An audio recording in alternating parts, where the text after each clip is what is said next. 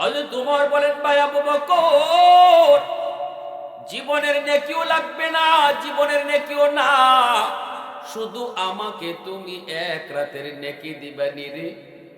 একটা রাতের নেকি যদি তুমি আমি উমরকে দাও, আমি উমর আমার জীবনের সব নেকি এক রাতের নেকির বদলা দিয়া দিব। এই কথাটা বলতে আবু বকর তখন বলে, ভাই উমর, সেটা কোন রাতের কথা তুমি বলছো? হযরত উমর তখন নীরব হয়ে গেলেন, চোখ দিয়ে পানি ঝরে। বলার আগেই তার চোখ দিয়ে পানি ঝরতে লাগলো, কান্দেন আর বলেন, ভাই আবু বকর, সেই রাতটা হলো আমার মায়ার নবীর সাথে হিজরতের রাত। যেই রাতে আমার নবীকে নিয়ে তুমি হিজরত করেছ, ওই রাতের নেকিটা আমাকে দিবানি। বিনিময়ে আমি উমর আমার জীবনের সব নেকি তোমাকে দিয়ে দিব। ওই রাত, যেই রাতে তুমি দরজার পাশে দাঁড়ায় ছিলে, নবীজি তিনি ঘরের মধ্যেই তিনি ছিলেন। দুশ্মন নবীকে চতুর্দিক দিয়ে ঘেরাও করে ফেললো। নবীজির ঘরের চতুর্দিক দিয়ে দুশ্মন ঘেরাও। আবু জাহেলের নেতৃত্বে সবাই নবীর ঘর ঘেরাও করে ফেললো।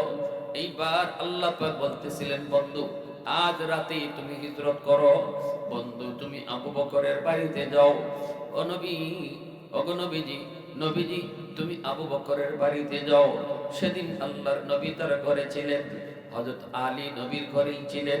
নবীজি বলতেছেন, আলী রে, আজ রাত আমি হিজরত করব, কিন্তু আমার কাছে দুশমনদের কিছু আমানত রয়েছে। ওই আমানতগুলি নিয়ে আমি কেমনে যাই? যদি আমি আমানত নিয়ে চলে যাই, তাহলে ওরা বলবে মুহাম্মদ আমাদের আমানত নিয়ে চলে গেছে। দুশমন নবীকে মারতে চায়, নবীকে মারতে চায়, নবীকে হত্যা করতে চায়। অথচ আমার নবীকে এতটা বিশ্বাস করত, নবীর কাছেই তাদের টাকা পয়সা স্বর্ণ অলংকার ওরা নবীজির কাছেই আমানত রাখত। নবীর প্রতি ঈমান আনত না, কিন্তু নবী যে সত্যবাদী বিশ্বস্ত এটা এমন মানা মানত। যারা নবীর ঘরে চতুর্দিক দিয়ে ঘেরাও আমার নবীকে হত্যার জন্য এসেছে, ওরাই আবার নিজেদের ধন দৌলত নবীর কাছে আমানত রেখেছে। আল্লাহ নবী বলে, আলী, আমি যদি এই মুহূর্তে চলে যাই, দুশমন বলবে মুহাম্মদ আমাদের আমানত নিয়ে চলেছে, আমানত নিয়ে চলে গেছে। না না, এমন অপবাদ আমি নবী সইতে পারবো না। আমানতটা আমি তোমার কাছে বুঝাই দিয়া গেলাম। আরে আলী, তুমি আমানতগুলি বুঝে রাখো। এই যে নেও লিস্ট আমি তোমার কাছে দিয়ে গেলাম, অমুকের এই জিনিস, অমুকের ওই জিনিস, অমুকের অমুক জিনিস তোমাকে বুঝাই দিলাম। আমি চলে যাওয়ার পর তুমি আমানতটা তাদেরকে বুঝাই দিও। আর তুমি আমার চাদরের নিচে তুমি ঘুমাইবানি গো, আমার চাদরের নিচে তুমি ঘুমাইবানি। তুমি যদি আমার চাদরের নিচে ঘুমাও, ওরা মনে করবে মুহাম্মদ ঘুমায় রইছে। ঘুমন্ত অবস্থায় ওরা মারবে না, সিদ্ধান্ত ওদের ঘুমন্ত অবস্থায় মারবে না। সকাল হলে পরে এরা ঘরের ভিতরে ঢুইকে মারবে। অতএব আলী, তুমি আমার চাদরের নিচে ঘুমায় পড়ো, তোমাকে মুহাম্মদ মনে করুক, আর আমি আল্লাহর হুকুমে ওদের পাশ দিয়ে চলে যাব। কেমনে যাব সেটা আল্লাহ জানে। আল্লাহু আকবার। আরো যেরকম আল্লাহু আকবার। এ আলী, তুমি পারবানি, রাজিনি? তুমি একটু বলো, চিন্তা করে বলো, চিন্তা করে বলো। রিক্স, শুধু রিক্স না, হাই রিক্স। আমার চাদরের নিচে যদি তুমি ঘুমাও, ওরা তোমাকে মুহাম্মদ মনে করে, এই ঘুমন্ত অবস্থায় আক্রমণ করতে পারে। এবার আলী তুমি বলো, রাজি কিনা, একটু চিন্তা করে কও। হযরত আলী বলে, ইয়া রাসূলুল্লাহ, কোনো চিন্তা ফিকির লাগবে না, আমি রাজি আছি। এই বাচ্চাগুলো আওয়াজ করে। আলী বলে, নবী গো, চিন্তা ফিকির লাগবে না, আমি রাজি আছি, আমাকে চাদরের নিচে ঘুম পাড়ায় দেন। নবীজির চাদরে আলী তিনি ঘুমায় রইলেন। এইবার নবীজি বের হবেন ঘর থেকে। আল্লাহ কয়, বন্ধু বের হও। নবী কয়, মালিক কেমনে বের হই? ওরা তো চতুর্দিকে ঘেরাও করে রেখেছে, ওরা তো চতুর্দিক ঘেরাও করে রেখেছে। আল্লাহ কয়, বন্ধু, দুশমন আইছে এখন, কিন্তু আমি আল্লাহ আইছি আরো বহু আগে। কোন না সুবহানাল্লাহ, আরো জোরে কোন না সুবহানাল্লাহ। আরে এরা আইছে এখন তোমারে মারতো, আর আমি আল্লাহ তোমার পাহারাদার আইছি আরো বহু আগে। আল্লাহু আকবার।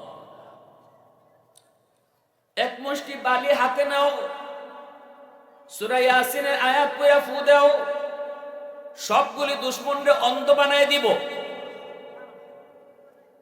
নবী এক মুষ্টি বালু হাতে নিলেন। আল্লাহ নবীকে, আল্লাহ, সামনের দিকে যদি বালু মারি পিছনের দুশমন বেঁচে যায়, পিছনের দিকে যদি মারি সামনের দুশমন বেঁচে যায়, ডান দিকে যদি মারি বামের দুশমন বেঁচে যায়, কেমনে কি করব? আল্লাহ কয়, বন্ধু, ধুলাবালি মারা তোমার কাম, চতুর্দিকের দুশমনকে অন্ধ বানায় দেওয়া আমি আল্লাহর কাম। তোমার কাম তুমি করো, আমার কাম আমি করব, ঠিক না? তোমার কাম তুমি করো, আমার কাম আমি করব। নবীজি এক মুষ্টি ধুলা উড়ায় মারলেন, সবগুলি দুশমনকে আল্লাহ অন্ধ বানায় দিলেন। সবটা খালি চোখ কসলায়, খালি কই কিতাব পড়ছে, কিতাব পড়ছে, চোখ কসলায়। এই সুযোগে আল্লাহ কয়, বন্ধু, এখন এরার দাঁড়ে দিয়ে যাও গা। নবীজি হেরার দাঁড়ে দিয়ে চলে দিতেছে। শয়তানে কয়, জায়গা রে জায়গা। ইবলিস আছে তো আরো, ইবলিসে কয়, জায়গা তো মুহাম্মদ জায়গা। কই যায়? কয়, তোরা চোখ কসলাইতেছো আর এই ফাঁকিতে মুহাম্মদ গেছে। আবু জাহেল ঘরের ভিতরে ঢুকছে, ঢুকিয়া নেতৃত্ব ঢুকিয়ে দেখে চাদর তুললেই দেখে আলী ঘুমায় রয়েছে। হায় হায়, ঠিকই তো মুহাম্মদ চলে গেছে। এখন তো চতুর্দিকে লোক পাঠাই দিছে, 100 উট পুরস্কার মুহাম্মদ রে যে দরবার, চতুর্দিকে লোক ছুটছে। আর আল্লাহ বলছে, বন্ধু, তুমি আবু বকরের দরজায় যাও। আমি আপনি যদি আল্লাহকে প্রশ্ন করি, আল্লাহ, তোমার হাবিব তো আমানত রেখে গেছে আলীর হাতে, তুমি তোমার আমানত কার কাছে পাঠাইছো? আল্লাহ কইব, আমি আমার আমানত আবু বকরের কাছে পাঠাইছি। সুবহানাল্লাহ। সেই আবু বকর কত দামি! সিদ্দিক আকবরের দরজার পাশে গভীর রাতে নবী যেয়ে দাঁড়ালেন। দাঁড়িয়ে আস্তে করে নবী ডাক দিলেন, আবু বকর। গভীর রাতে দরজার পাশে নবী আস্তে করে ডাক দিলেন, আবু বকর। জোরে ডাক দেওয়া যায় না, কারণ দুশমন পিছনেতে আসতেছে। ডাকটা আস্তে করে দিতে দেরি হলো, কিন্তু আবু বকর সিদ্দিকের দরজা খুলতে দেরি হলো না। নবীকে, আবু বকর, এত তাড়াতাড়ি কেমন করে তুমি দরজা খুলেছ? তুমি কি ঘুমাও নাই? সিদ্দিক তখন নবীকে বুকে জড়ায় কান্দে, নবী গো, 40 দিন আগে আপনি বলেছিলেন, আবু বকর, রেডি তাইকো, প্রস্তুত তাইকো, সতর্ক তাইকো, যে কোনো এক রাতে তোমাকে নিয়ে আমি হিজরত করব। নবী গো, 40 দিন আগে আপনি এই কথা আমাকে বলেছিলেন। সেই দিন থেকে আমি আবু বকর আজও পর্যন্ত কোন রাতে বিছানায় পিঠ লাগাই না গো নবী। সারাটা রাত আমি দরজার পাশে দাঁড়ায় অপেক্ষা করি, কখন আমার দিনের নবী এসে দরজার পাশে ডাক দিবে। যদি দরজা খুলতে দেরি হয়, নবীর কষ্ট হবে, এজন্য আমি বিছানায় পিঠ লাগাই না, দরজার পাশে দাঁড়ায় দাঁড়ায় সারা রাত অপেক্ষা করি। এজন্য ডাক দিতে দেরি হয়েছে, খুলতে দেরি হয় নাই। যখন সুবহানাল্লাহ, আরেকটু যখন সুবহানাল্লাহ। सिद्दीक तेरा नाम से इस्लाम रहेगा, सिद्दीक तेरा नाम से इस्लाम रहेगा, दुनिया की सदाकत में तेरा नाम रहेगा, दुनिया की सदाकत में तेरा नाम रहेगा, फारूक तेरा नाम से इस्लाम रहेगा, दुनिया की अदालत में तेरा नाम रहेगा, दुनिया की अदालत में तेरा नाम रहेगा, उस्मान तेरा नाम से इस्लाम रहेगा, दुनिया की सखावत में तेरा नाम रहेगा, हैदर तेरा नाम से इस्लाम रहेगा, दुनिया की शजाअत में तेरा नाम रहेगा, मुआविया तेरा नाम से इस्लाम रहेगा, दुनिया की सियासत में तेरा नाम रहेगा, दुनिया की सियासत में तेरा नाम रहेगा। मुसलमाনের আওয়াজ এখন আল্লাহু আকবার। বাইরে বন্ধুরা, হযরত ওমর চোখের পানি জড়ায় জড়ায় সিদ্দিক আকবরকে বলতেছে, ভাই আবু বকর, ওই রাতের নেকিটা আমাকে তুমি দাও, যেই রাতে তুমি 40টা রাত তুমি দরজার পাশে দাঁড়ানো ছিলে, আমার নবীর অপেক্ষায় তুমি দাঁড়ানো ছিলে, বিছানায় তুমি পিঠ লাগাও নাই, নবীজি ডাক দিতে তোমার দেরি হলো না। এরপরে নবীকে নিয়ে তুমি রওনা দিলে। আস্তে আস্তে তোমরা সেই গুহার কিনারায় চলে আসলে। সেই গুহা গারে সুর, সেটা তো পাহাড়ের উপরে, অনেক উপরে, একটা পাহাড়ের অনেক উপরে সেই গুহা। এই পাহাড়ের নিচে আইসা মায়ার নবীকে নিয়ে গুহার মধ্যে অবস্থান করবে, একটু লুকাবে, আত্মগোপন করবে। কিন্তু গুহায় উঠতে গেলে পাহাড় বেয়ে বেয়ে উঠতে হয়। সেদিন তুমি আমার মায়ার নবীকে পাহাড় বাইতে দাও নাই রে। তুমি তো আমার রহমতের নবীকে নিজের পিঠে উঠাইছো, নিজের পিঠে উঠাইয়া নিজে পাহাড় বায়া বায়া সেই গুহায় গিয়া পড়ছ। ওই রাতের নেকি, ওই রাতের নেকি, ওই রাতের নেকি। গুহার কিনারায় নবীকে নিয়ে পৌঁছলা। এরপরও নবীকে তুমি আগে ঢুকতে দাও নাই, নিজে যে আগে ঢুকছো। আর বলেছ নবী গো আপনি আগে ঢুকবেন না, আপনি গুহার কিনারায় দাঁড়ান, আমি আগে যায় ঢুকি। যদি ওই গুহার ভিতরে কোনো হিংস্র জীব জানোয়ার থাকে, আমি আবু বকরকে মেরে ফেলো, খেয়ে ফেলো, উম্মতের তেমন ক্ষতি হবে না। কিন্তু যদি আপনার কোনো ক্ষতি হয় গো নবী, উম্মত সেই মাসুল দিতে পারবে না। গোটা উম্মত হালাক হয়ে যাবে, গোটা উম্মত হালাক হয়ে যাবে যদি আপনার কোনো ক্ষতি হয়। আমি আগে ঢুকি, আপনি জায়গায় দাঁড়ান। আমার মায়ার নবীকে তুমি এই গুহার মুখে দাঁড় করায়া নিচে যে আগে ঢুকছো, ঢুইকা সবগুলি গর্তের মুখ তুমি পাগড়ি ছিঁড়ে গর্তের মুখগুলা কাপড় দিয়ে তুমি ঢাকছো, বন্ধ করেছ। একটা গর্তের মুখ বন্ধ করার মতো কাপড় তোমার কাছে ছিল না। এই গর্তটা নিজের পা দিয়ে তুমি আটকায় রাখছো। আর নবীকে বলেছো নবী গো আপনি গুহার ভিতরে ঢুকেন, এবার আপনি ভিতরে আসেন। নবীজি ভিতরে আসলেন। এবার নবীকে বলতেছো ইয়া রাসূলুল্লাহ বড় কষ্ট হয়েছে গো নবী, আপনি একটু বিশ্রাম নেন, আপনি একটু আমার উরুতে ঘুমান। সেদিন আমার নবীকে নিজের উরাতে তুমি ঘুম পাড়ায় দিছো রে ভাই আবু বকর, অথচ ঘুমের প্রয়োজনটা তোমার বেশি ছিল। 40টা রাত তুমি ঘুমাও নাই, 40টা রাত তুমি ঘুমাও নাই, ঘুমের প্রয়োজন তোমার বেশি, তবু নিজে ঘুমাও নাই। আমার নবীরে নিজের উরাতে ঘুম পাড়ায় দিছো। পাহাড় বেয়ে বেয়ে তুমি উঠছো, নবীকে নিজের পিঠে উঠাইছো। আল্লাহ নবী যখন যার পিঠে উঠছে সেই সবার আগে চলে গেছে। নবীজি আবু বকরের পিঠে, নবী বুরাকের পিঠে বুরাক সকলের আগে চলে গেছে। নবী আবু বকরের পিঠে আবু বকর উম্মতের আগে চলে গেছে। যেরকম সুবহানাল্লাহ। নবীজিকে আবু বকর পিঠে উঠাইলেন। এইবার নবীজি গুহার ভিতরে ঢুকলেন। আবু বকর সিদ্দিকের উরাতে নবী ঘুমায় পড়লেন। নবীজি ঘুমাইতেছেন। সরওয়ারে দু জাহান রাহমাতুল আলামিন, সরওয়ারে কায়নাত রহমাতুল লিল আলামিন, শফিউল মুজনাবিন, আল্লাহ পাকের দোস্ত আবু বকর সিদ্দিকের পায়ে ঘুমাইতেছেন, উরাতে ঘুমাইতেছেন। আর সিদ্দিক নয়ন জোড়ায়া, চোখ জোড়ায়া জোড়ায়া নবীর নুরানি চেহারাটা দেখতেছে। আল্লাহু আকবার, জোরে বলেন। আমার নবীর নুরানি চেহারা আবু বকর চোখ জোড়ায় জোড়ায় দেখতেছে। ওই অবস্থায় যেই গুহার যেই গর্তটা তিনি পা দিয়ে আটকায় রাখছেন, কাপড় ছিল না বন্ধ করার, এই গর্তের মধ্যেই ছিল একটা সাপ। এই সাপে সিদ্দিক একবারের পায়ে দিল কামড়, বিষাক্ত সাপের কামড়। পাটার সাথে সাথে সরায় ফেললেন, সাপটা বের হলো, কিছুক্ষণ দাঁড়ায় থাকলো, এরপরে আবার গর্তের ভিতরে চলে গেল। বিষাক্ত সাপের বিষের যন্ত্রণা সিদ্দিক আকবর কেমনে সেটা সহ্য করে গো, কেমনে সহ্য করে? দাঁতে দাঁতে কামড় দিয়ে কিরিবিরি খায়া সহ্য করে, তবু নিজের বডিটা নড়াচড়া করেন না, শরীরটা নড়াচড়া করেন না।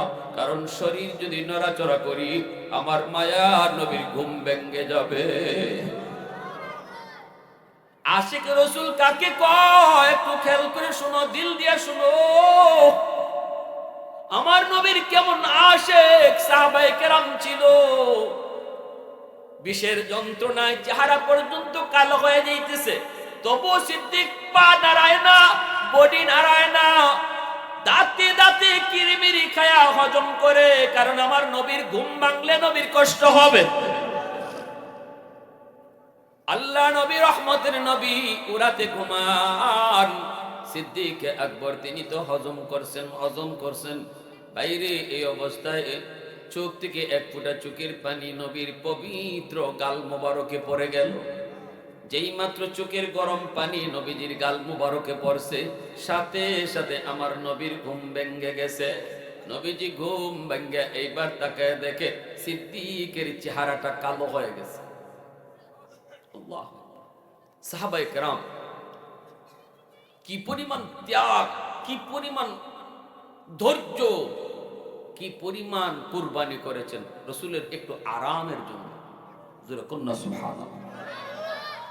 হযরত খুবাইব রাদিয়াল্লাহু তাআলা আনহুকে শুলিতে যখন চড়াবে, আবু সুফিয়ান শুধু এতটুকু কইছিল, খুবাইব তোমাকে তো শুলিতে চলাইয়া এখন আমরা ফাঁসি দিব, নিচ থেকে তীর মারব, তবে একটা কথা যদি তুমি বলো তাহলে তোমার মুক্তি দিয়া দিব। মারবো না। কোন কথা? কয়েকবার শুধু কও যে তুমি যেখানে এখন ঝুলতেছো এখানে মুহাম্মদ ঝুলতেছে, শুধু এতটুকু মুখে বলবা, বাস্তবে না। বাস্তবে তো মুহাম্মদ সেই কোথায়, তুমি শুধু একবার বলবা যে তোমার জায়গায় মুহাম্মদ এখানে ঝুলতেছে, মুখে শুধু বলবা, বাস্তবে না, তোমারে মুক্তি দিয়ে দিব। হযরত খুবাইব বলে, বেঈমানের দল, আহমকের দল, আমি খুবাইব জীবিত থাকবো আর আমার রাসূলের গায়ে একটা কাঁটা বিদ্ধ হবে, এটা কোনোদিন কল্পনাই করতে পারি না। সেখানে আমার রাসূল ঝুলবে আর আমি এটা মুখ দিয়ে বলবো, তোরা বললে কি, কইলিটা কি তোরা?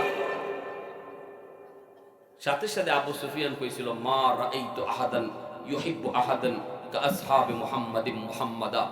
আমি পৃথিবীতে এমন কোন মানুষ দেখি নাই যে মানুষ মানুষকে এতটা ভালোবাসতে পারে যতটা ভালোবাসছে মুহাম্মদের সাহাবীরা মুহাম্মদকে। কাফেরদের লিডার আবু সুফিয়ান বলছে, পৃথিবীতে এমনও ভালোবাসা হয় এটা আমি জানতাম না, মুহাম্মদের সাহাবীদেরকে যদি না দেখতাম যে কেউ কাউকে এতটা ভালোবাসতে পারে। আলী রাদিয়াল্লাহু তাআলা তাবুক যুদ্ধ থেকে ফিরে আসতেছেন। নবীজি তাবুক যুদ্ধ থেকে ফিরার পথে আল্লাহ রাসূল সাল্লাল্লাহু আলাইহি ওয়াসাল্লাম বলতেছেন, আলী আমি একটু বিশ্রাম নেব। হযরত আলী সাথে সাথে বয়ে গেছেন, বয়ে বলতেছেন, ইয়া রাসূলুল্লাহ আমার উরাতে ঘুমান। নবীজি উরাতের মধ্যে মাথা রেখে এই মরুভূমিতে নবীজি শুয়ে পড়ছেন। হযরত আলী মনে মনে ভাবছেন নবীজি হয়তো একটু পরে ঘুম থেকে উঠে যাবেন, কিন্তু না, নবীজির চোখ যে লাগছেই, এইদিকে সূর্য লাল হয়ে যাইতেছে। আল্লাহ রাসূল আসরের নামাজ পড়ে ফেলছেন, কিন্তু আলীর কোনো কারণে আসরের নামাজটা বাকি ছিল। আলী মনে মনে ভাবছেন নবীজি ঘুম থেকে উঠলে আমি আসরের নামাজটা পড়বো, কিন্তু এখন তো দেখা যায় রাসূলের ঘুম আর ভাঙে না, আবার সূর্য লাল হয়ে সূর্য ডুবে যাইতেছে, আসরের নামাজ তো কাজা হয়ে যাবে। হযরত আলী চিন্তায় পড়ে গেলেন, পেরেশান হয়ে গেছেন, হায় এখন আমি কি করি? আমি কি নবীকে ঘুম ভাঙাবো, নাকি আমার সূর্য ডুবে যাবে, নামাজ কাজা হয়ে যাবে? কোনটা করব? নবীর ঘুম ভাঙাবো নাকি নামাজ কাজা করে ফেলবো? এইবার আলীর মন কয়, আলীরে সাবধান, সূর্য ডুবে যায় ডুবে যাক, নামাজ কাজা হয়ে যায় কাজা হয়ে যাক, তবুও মায়ার নবীর ঘুম ভাঙাবি না। সুবহানাল্লাহ। সরওয়ারে দু জাহান আল্লাহর দুস্তর ঘুম ভাঙাবি না, রহমতের নবীর ঘুম ভাঙাবি না। এজন্য তিনি আর ঘুম ভাঙালেন না। সূর্য ডুবে গেল, আল্লাহর নবীর ঘুম ভাঙলো। নবীজি ঘুম ভাঙে দেখেন আলীর চেহারাটা বিবর্ণ। নবীজি বলতেছেন, আলীর এই ঘটনা কি, চেহারা এমন কেন? তুমি কি আসরের নামাজ পড়ো নাই? সাথে সাথে তিনি বলতেছেন কান্না জড়িত কণ্ঠে, নবী গো, আমি মনে করছিলাম আপনি একটু পরেই ঘুম থেকে উঠে যাবেন, এজন্য আমি আপনাকে কিছু বলি নাই। কয়, আলীরে আবার কেন ডাক দিলি না? আলী কয়, না গো নবী, আমার মন বলে না আপনাকে ডাক দিব না, ডাক দিলে আপনার ঘুম ভাঙলে কষ্ট হবে, এজন্য আমি আপনাকে ডাক দিই নেই। সূর্য ডুবে গেছে, ডুবে যাও। আল্লাহর নবী এবার আল্লাহর কাছে হাত উঠে, আল্লাহ, রদ্দে শামস নামক কিতাবের ভিতরে লিখেন, আল্লাহর নবী হাত উঠে, আল্লাহ, সূর্য তোমার হুকুমে উঠে তোমার হুকুমে ডুবে, আমার আলী আজকে তোমার দুস্তর আরামের দিকে খেয়াল করার কারণে আসরের নামাজ পড়তে পারে নাই, তোমার সূর্য ডুবে গেছে। আল্লাহ, আমার আলী অক্ত মতো নামাজ পড়তে হবে, টাইম মতো নামাজ পড়তে হবে, সূর্য উপরে থাকতেই নামাজ পড়তে হবে, কারণ সূর্য ডুবছে তোমার বন্ধুর আরামের দিকে খেয়াল কইরা হাত তোমার কাছে উঠাইলাম, এই হাত নামাবো না, হাত উপরে থাকতে থাকতে সূর্য আবার আকাশে উঠাইয়া দাও। আল্লাহু আকবার, জোরে কোন? সূর্য আবার আকাশে উঠাও, আকাশে উঠাও। যেন আমার আলী টাইম মতো নামাজ পড়তে পারে। আল্লাহ নবীর হাত উপরে থাকতে থাকতে আল্লাহ পাক ডুবন্ত সূর্য আবার আকাশে উঠায় দিয়েছেন। আলী টাইম মতোই নামাজ আদায় করেছে। জোরে কন্যা সুবহানাল্লাহ, আরো জোরে সুবহানাল্লাহ।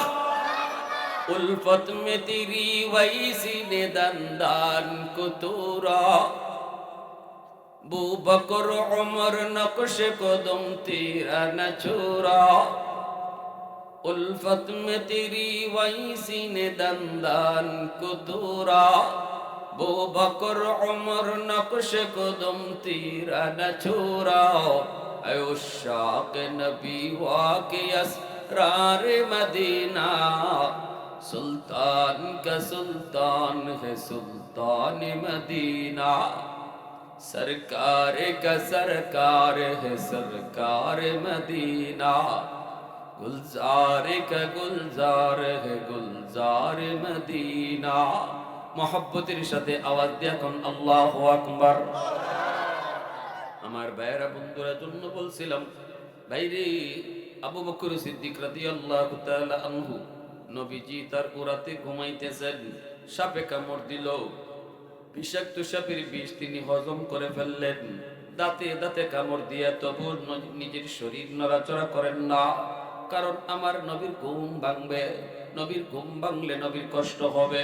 আল্লাহ নবীর পবিত্র গাল মুবারকে যখন এক ফোঁটা চোখের পানি পড়ে গেল, নবীজির ঘুম ভেঙে গেল। নবীজি বলতেছেন, আবু বকর চেহারাটা এমন কেন?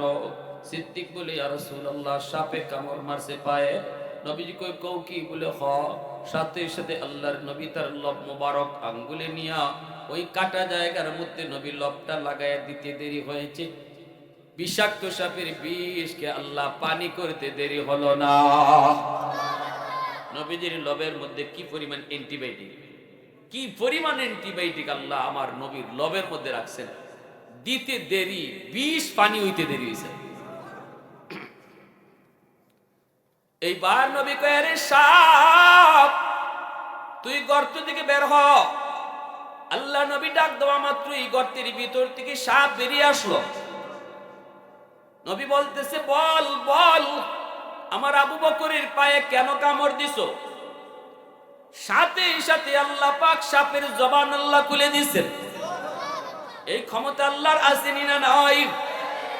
আর রহমান আল্লামাল কুরআন খলাকাল ইনসান আল্লামাহুল বায়ান। কথা বলার শক্তি দেন কে?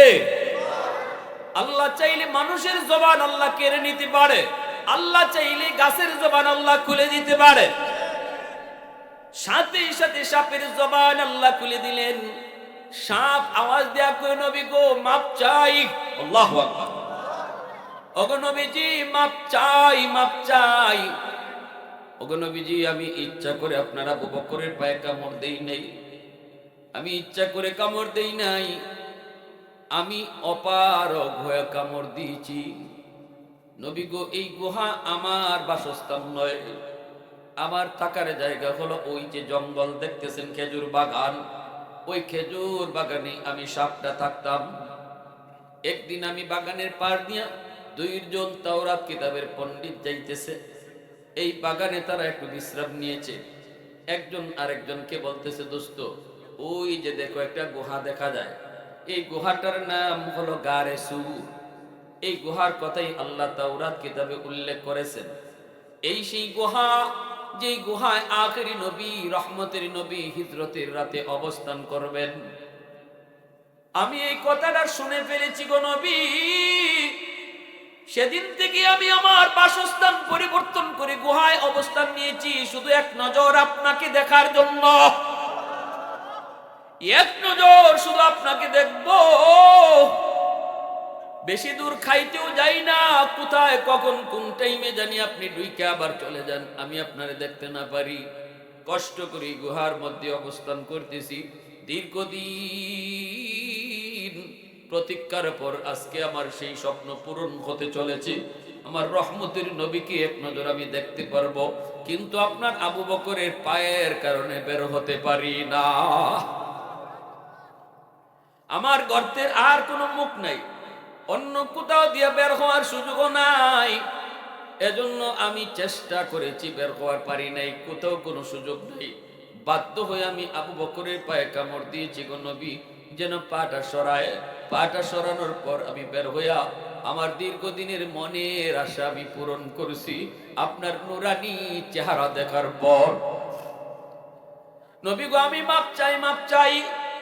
ভাইরা বন্ধুরা, সিদ্দিক আকবরের সামনে হযরত ওমর এই কথাগুলি বলতেছেন আর চোখের পানি জড়ায় কাঁদতেছে আর বলতেছে, ভাই আবু বকর, জিন্দেগির নেকি লাগবে না, শুধু ওই একটা রাতের নেকি আমাকে দিয়ে দাও, আমি ওমর আমার জীবনের সব নেকি দিয়ে দিব। আবু বকর সিদ্দিক বলে, ভাই ওমর, তাহলে তো একটু জানা দরকার এই রাতে আমার কি পরিমাণ নেকি হয়েছে, এটা তো আগে একটু বোঝা দরকার, জানা দরকার। চলো, আমি নিজেও তো জানি না এই রাতে কি পরিমাণ নেকি হয়েছে, আমার তো জানা নাই। চলো আমরা নবীজির কাছে যাই, আল্লাহর নবীর কাছে গিয়ে একটু জানি এই রাতে আমার কি পরিমাণ নেকি হলো। আগে তো জানতে হবে, তারপরে তো বদলা বদলি করার কথা, আগে তো নিজেরটা নিজে বুঝতে হবে। দুজন চলে আসলেন নবীজির কাছে, আল্লাহর নবীর কাছে চলে আসলেন। আইসা দুজন সালাম জানালেন। নবীজি দেখতেছেন দুজন শ্বশুরাই হাজির, দুইজনই মায়ের নবীর শ্বশুর, দুইজনই নবীজির। আবু বকর সিদ্দিক নবীর মাতুন্না দিয়ে, আবু বকর সিদ্দিক নবীর কি, হযরত উমর নবীর কি, হযরত উসমান নবীর কি, মহান শ্বশুর। ওই তালে তালে সবই শ্বশুর। জামাই, জামাই সিলেটি ভাষা কয় দামান, আমরা বাংলা বানিয়াসুঙ্গের ভাষা কয় জামাই। হযরত আলী, এটা তো পারবা, এটা তো কমন। হযরত আলী নবীজির কি, জোয়ান যুবকরা মাতে না, যুবকরা কয়, এই তো সাধারণ জ্ঞান ভাই, এগুলা তো ইসলামের বেসিক নলেজ, ঠিক না? হ্যাঁ, কঠিন কোনো প্রশ্ন করলে নীরব থাকতে, এগুলা তো নীরব থাকার কথা না, জটপট উত্তর। হযরত আলী নবীজির জামাই। নবীজির কোন মেয়ে হযরত আলীর কাছে ছিল? জোরে কও, পিছন থেকে কও।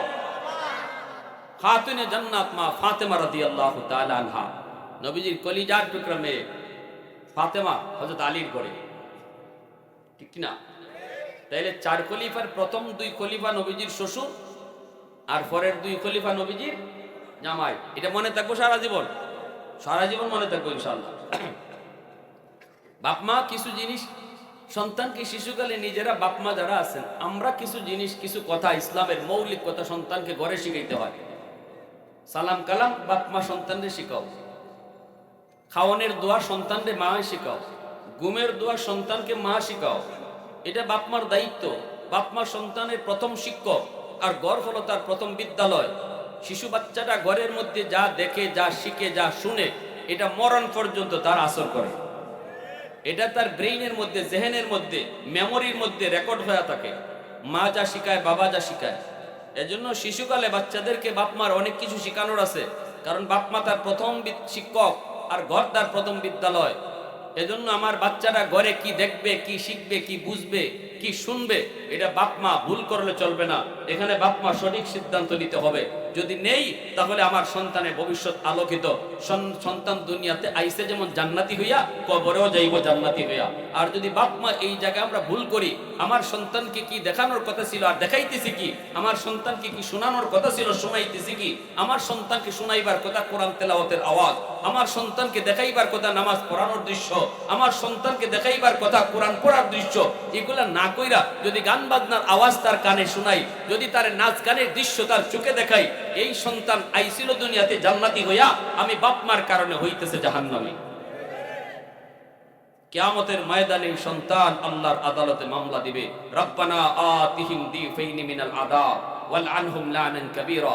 আল্লাহ, আমার বাপরে ডাকো, আমার মারে ডাকো, কেন আজকে আমি জাহান্নামী? আমার বাপ মা জবাব দিক, আমার বাপ মার কাছ থেকে জবাব নাও, তারা আমারে কি দেখানোর কথা ছিল আর দেখাইলো কি? কি শিখাইবার কথা ছিল শিখাইলো কি, কি ফরাইবার কথা ছিল ফরাইলো কি। আল্লাহ আমারে তো ওই ফরাইবার কথা যেই ফরাতে তোমার পরিচয় আছে, আমারে তো ওই পড়ালেখা করাইবার কথা যেই পড়ালেখায় আখেরাতের কথা আছে, আমারে তো ওই পড়ালেখা করাইবার কথা যেই পড়ালেখায় নামাজের কথা আছে। নামাজ শিখায় নাই, ব্যাঙ্গের ভাল শিখাইছে, ঠিক কিনা? আমারে নামাজ শিখায় নাই, সাইকেল দৌড়ানি শিখাইছে। আল্লাহর পরিচয় শিখায় নাই, আকদম বাকদম গুরাকদম সাজে শিখাইছে। আমার রসুলকে জিব্রাইল কয়, নবীকে আপনি পড়ুন ইকরা। জাবালে নূর, গারে হেরায় জিব্রাইল আইসা বলতেছেন, নবীকে আপনি পড়েন ইকরা। নবী কয়, কের পড়া? আমি পড়া জানি না। জিব্রাইল আবার কয়, নবীকে আপনি পড়েন। নবী কয়, না আমি পড়া জানি না। আল্লাহর জিব্রাইল আবার কয়, নবীকে পড়েন। নবী কয়, কের পড়া? পড়া জানি না। তখন জিব্রাইল কয়, ইকরা বিসমি রাব্বিকাল্লাযী খালাক, পড়েন আপনি আপনার রবের নামে। এইবার রাসূল মুস্কি হাইসা কয়, হ্যাঁ এখন পড়তে পারি। যেই পড়ার মধ্যে আমার আল্লাহর নাম আছে, এই পড়ালেখা এখন আমি অবশ্যই পড়ব। আর যখন তুমি বলতেছো আমারে পড়েন, আমার আল্লাহর নাম ছাড়া কিসের পড়া? এই পড়া আমি রাসূল পড়বো না।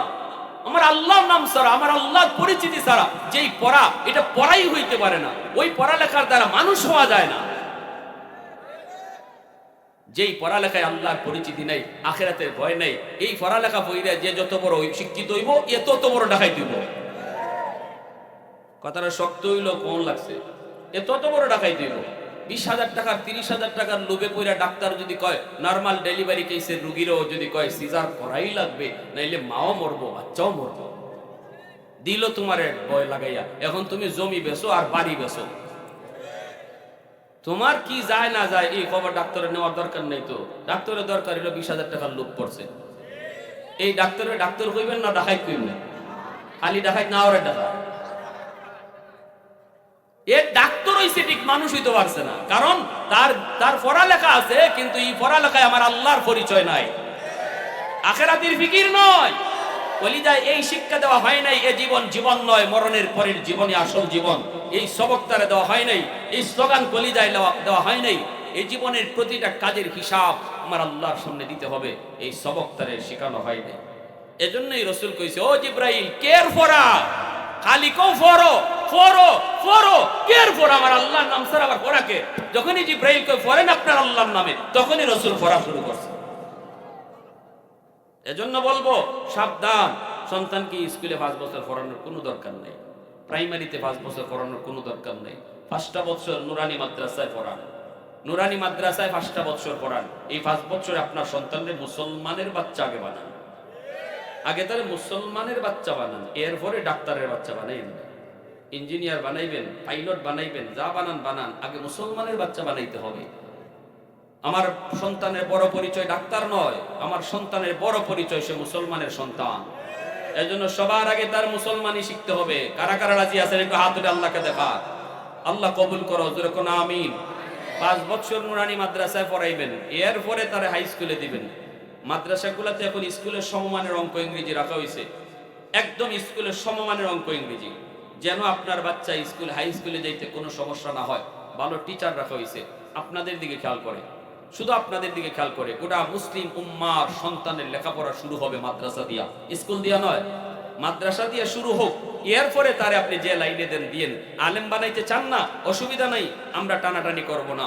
সব মুফতি সাহেব হলে ডাক্তার হবে কে? সব যদি মুহাদ্দিস হয় ইঞ্জিনিয়ার হবে কে?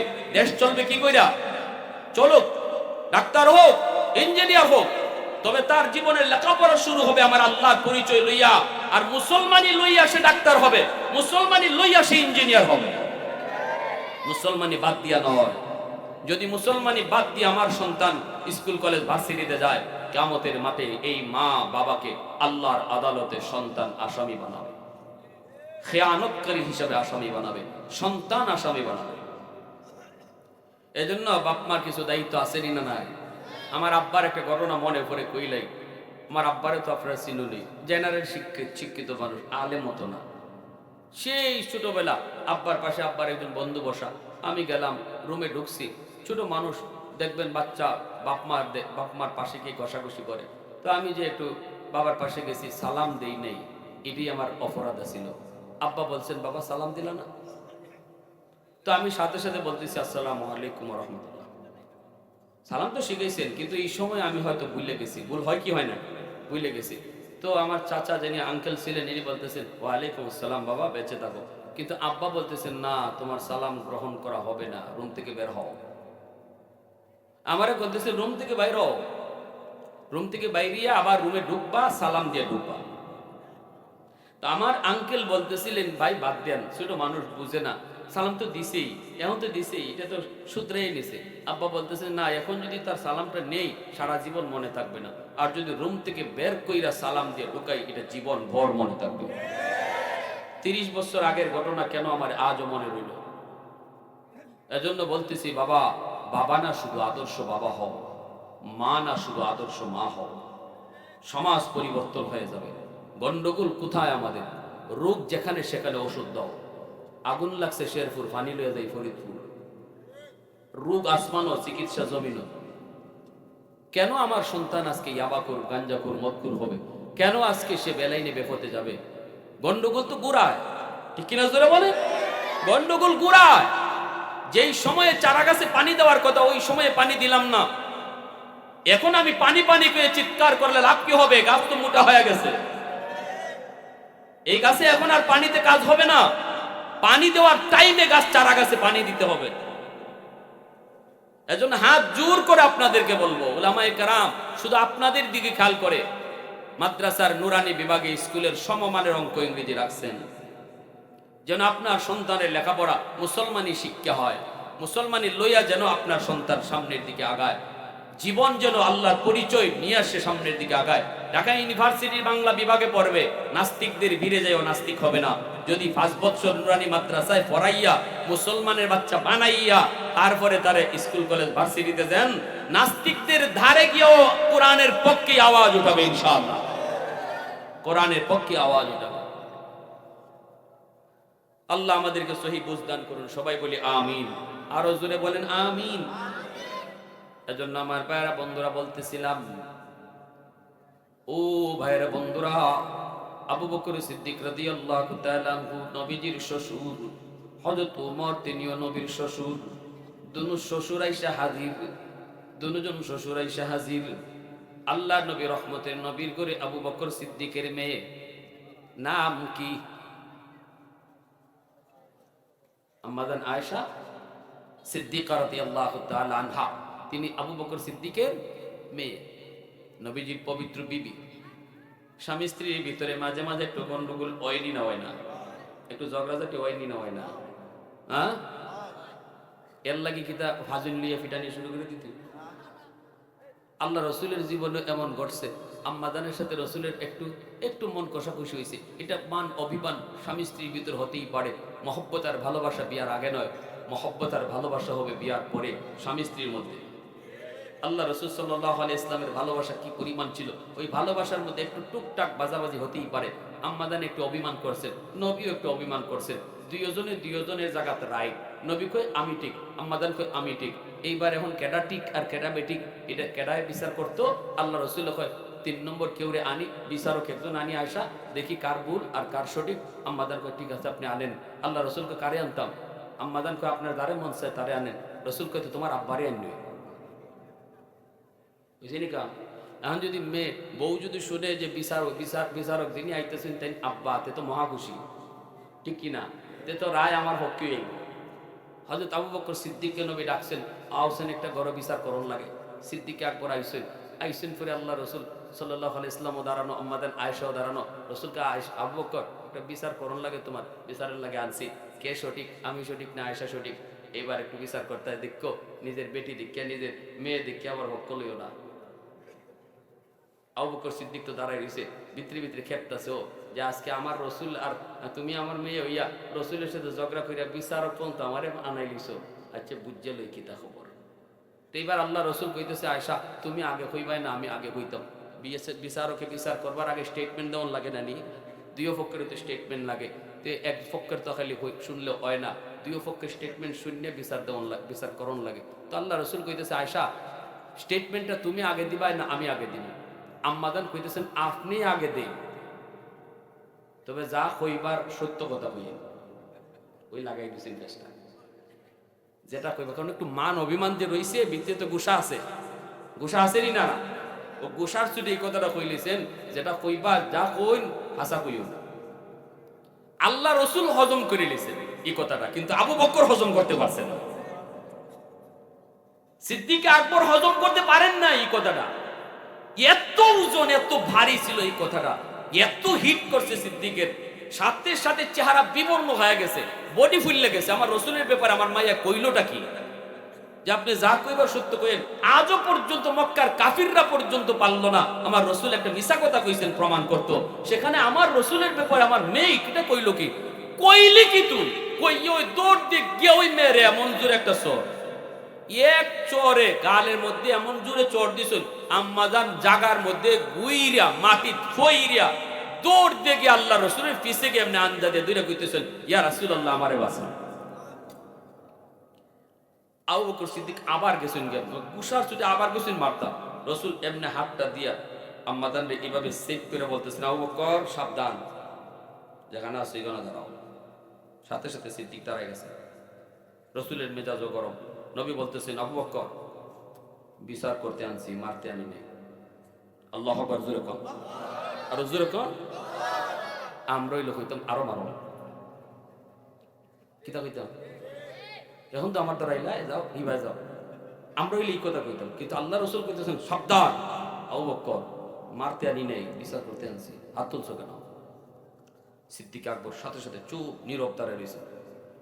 আল্লাহ রসুলের গুসা কারে করে। নবীজি বলতেছেন, যাও তোমার বিচার লাগবে না, বের হও ঘর থেকে। সিদ্দিক আকবর চুপচাপ রুম থেকে বের হয়ে গেছে, রুমের বাইরে গিয়ে দাঁড়ায় রয়েছে।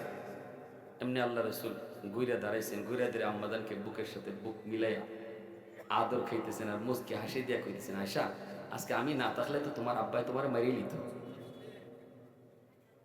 আম্মাদান সাথে সাথে রসুলের বুকে মাথা লাগাইয়া মাপ চাইতেছেন, ইয়া রাসূলুল্লাহ ভুল হয়েছিল, নবী মাফ করে দেন। দুইজনে হাসতেছেন, দুইজনে হাসতেছেন।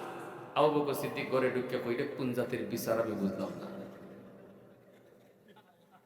হ্যাঁ, এই ছিল রাসূল করিম সাল্লাল্লাহু আলাইহি ইসলামের আদর্শ। এই হলো আমার নবী, আপনার নবী। সেই নবীর আদর্শ কই? আমরা কি এগুলা মানি, শুনি, বুঝি? আমরা আমার মতো চলতেছি। সিদ্দিক বলি, ইয়া রাসূলুল্লাহ ঝামেলা বাচ্চা উমরের সাথে। উমর কয় তার জীবনের সব নেকি আমারে দিয়ে দিব, আর আমার জীবনের এক রাতের নেকি নিতে চায়। কয় রাতে? হুজুর এখন কয় রাতের? এক রাতে। মেহমান নিয়ে আসেন, এক রাতের নেকি। এখন ইয়া রাসূলুল্লাহ ওই রাতের নেকি যে কি পরিমাণ এটা তো আমি জানি না, আপনার কাছে আইছি আমরা শুধু জানার জন্য ওই রাতে আমার কি পরিমাণ নেকি হয়েছে। আল্লাহ রসুল বলে, আবু বকর এটা কোন রাতের কথা বলছো? সিদ্দিক আকবর বলে, ইয়া রাসূলুল্লাহ সেই রাতটা হলো আপনার সাথে হিজরতের রাত।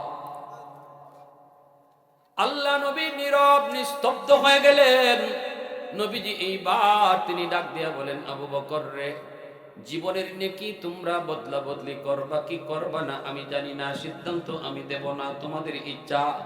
কিন্তু যেটা তুমি জানতে চেয়েছো ওই রাতে তোমার কি পরিমাণ নেকি হয়েছে এটা আমি তোমাকে বলি, শোনো।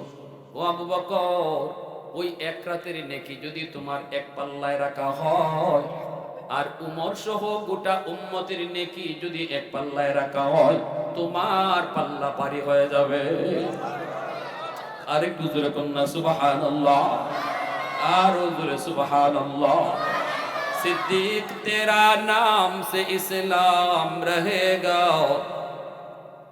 একটু আগান, একটু আগান, এক মিনিট, একটা মিনিট ভাই, আধা মিনিটের ভিতরে একটু আগায় যান। লা ইলাহা ইল্লাল্লাহ।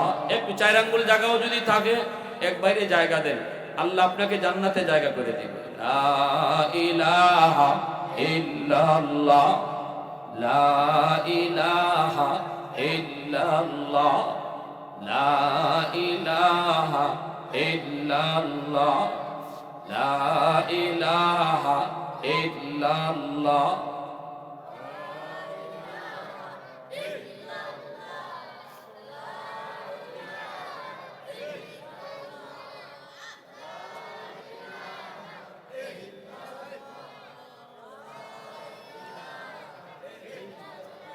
জুরে লা ইলাহা ইল্লাল্লাহ।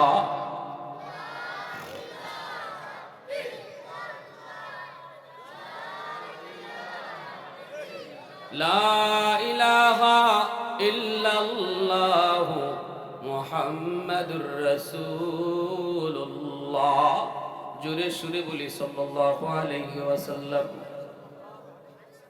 তাহলে আবু বকর সিদ্দিক জানলেন ওই এক রাতের নেকি যদি এক পাল্লায় রাখা হয়, আর উমর না খালি উমরের জীবনের নেকি সহ গোটা মুসলিম উম্মতের নেকি যদি এক পাল্লায় রাখা হয়, রসুল বলেন আবু বকরের এক রাতের নেকির পাল্লা ভারী হয়ে যাবে। সাথে সাথে সিদ্দিক বলে, বাইরে উমর, আমি বদলাইতে রাজি না। এজন্য আল্লাহ পাক রব্বুল আলামিন কয়, শুনো, তওবাকারী তওবার কারণে তার জিন্দেগির সব নেকি গুনাহ আল্লাহ নেকি বানায় দেয়। এই মজলিসে যারা আসছি আর যারা বসছি, জীবনে কম বেশি নেকি গুনাহ, কম বেশি গুনাহ সবার জীবনে আসেনি না নাই? এর যুবক, শয়তানের ধোঁকায় পড়ে নফসের খায়ের সাথে পড়ে, অন্যায় করেছো, গুনাহ করেছো, কিন্তু মনে মনে তোমার ইচ্ছা হলো একদিন গুনাহ ছেড়ে দিব, নামাজ ধরবো, আল্লাহরে খুশি করব, কিন্তু তাকায় দেখো, ডান দিকে তাকাইলে দেখবা তোমার খেলার সাথী কবরে চলে গেছে, বাম দিকে তাকাইলে দেখবা তোমার বন্ধু কবরে চলে গেছে। তারও জীবনে এমন ইচ্ছা ছিল গুনাহ ছাড়বে, তারও জীবনে এমন ইচ্ছা ছিল আল্লাহকে খুশি করবে, কিন্তু সেই টাইমটা সে পায় নাই, সেই সুযোগটা তার জীবনে আর হয় নাই। অতএব না না, টাইম ধরে তওবা না, তওবা করতে হয় মুহূর্তের ভিতরে। আল্লাহ পাক রব্বুল আলামিন এই জায়গায় বসার আগে আমার নামটা হয়তো ছিল গুনাহগারের খাতায়, কিন্তু এই মুহূর্তে যদি আমি মাহফিলে বইসা বলি, আল্লাহ, জীবনে যত গুনাহ করেছি আর করব না গো মালিক, গতকাল তো এমন ছিল বন্ধুর সাথে কথা কইছি, আজকেই তার কবরের ঠিকানা, আল্লাহ, সন্ধ্যার সময় একসাথে বইয়া চা খাইছি, গভীর রাতে বন্ধুর মৃত্যুর সংবাদ, এমন কত ঘটনা আমার আপনার জীবনে ঘটে। এই রাত কার জীবনের শেষ রাত কেউ জানি না, কার জীবনের মাহফিল এই মাহফিল কেউ জানি না। এজন্য যদি বসার আগে আমি ছিলাম নাম গুনাহগারের তালিকায়, আর এখন যদি তওবা করি, আল্লাহ, আর জীবনে নাফরমানি করব না, আর জীবনে তোমারে নারাজ করব না, আল্লাহ পাক মুহূর্তের ভিতরে আমার নামটা গুনাহগারের তালিকা থেকে কাইটা ওলির খাতায় উঠায় দিবে। চেয়ারম্যানের হাত ধরে তওবা করতে হয় না, ইমাম সাহেবের হাত ধরেও তওবা করতে হয় না, গুনার কথা কাউকে শোনাইয়াও তওবা করতে হয় না। দিলে দিলে যদি আমি আল্লাহকে বলি, আল্লাহ, আল্লাহ, ভুল করেছি, আর না, আর জীবনে করব না, আমার এই কথাটা আমার পাশে যে বসা সেও শুনলো না, কিন্তু দিলের কথাটা শুনছেন কে? একটু জোরে বলো, কে? আল্লাহ শুনছে। আল্লাহকে, বান্দা, কেউ শুনলো না তোর দিলের কথা, আমি আল্লাহ শুনলাম, যা তোর নাম